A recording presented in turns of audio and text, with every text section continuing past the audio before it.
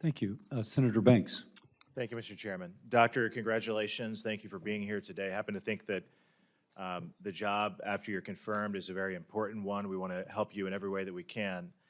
Just a few quick questions for you.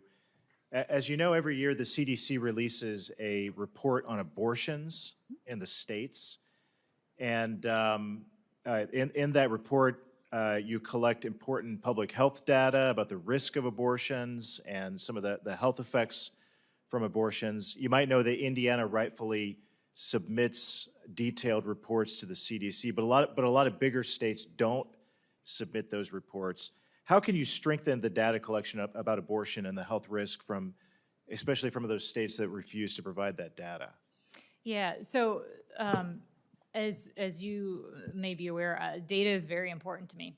We need to make evidence-based decision making, and we can't do that if we don't have the right data from the populations that we serve. And I'm not familiar with this particular database, but I do want to strengthen data collection, analysis, and contribution to public health issues. And so if I am confirmed, I'm happy to work with you on You would this. agree it's an important database, important data about abortions that come from the states. Is there anything that you can do to incentivize states who aren't currently participating to provide that type of data?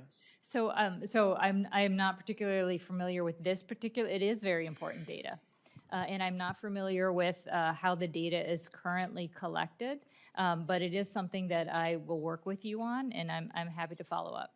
One of President Trump's biggest goals and initiatives is to move bureaucracy outside of Washington, D.C. to better serve the American people. And CDC is already headquartered in Atlanta. Can you talk about that? I mean, maybe a simple question. Why is it in Atlanta? What challenges does that pose? Or why is that more effective to deliver the important work that you do to the American people?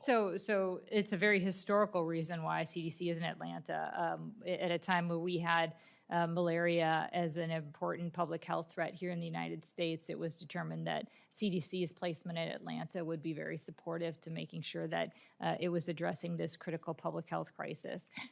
I think CDC has an important role to play across the country, and we have CDC representatives that are working across many, many states and around the world. And I think that is an important element that we want to continue for the agency, because it does allow us to be able to understand the challenges and opportunities in public health at the state and local and community level. And that's really where you have an interface between public health experts and the needs within those communities. I think it's a great model. And if I'm confirmed as a CDC director, I will continue to support our staff being distributed across this country and around the world to help address some of these. I think what you're saying is it works. It works. It works. And you don't have to run what you do in Washington, D.C.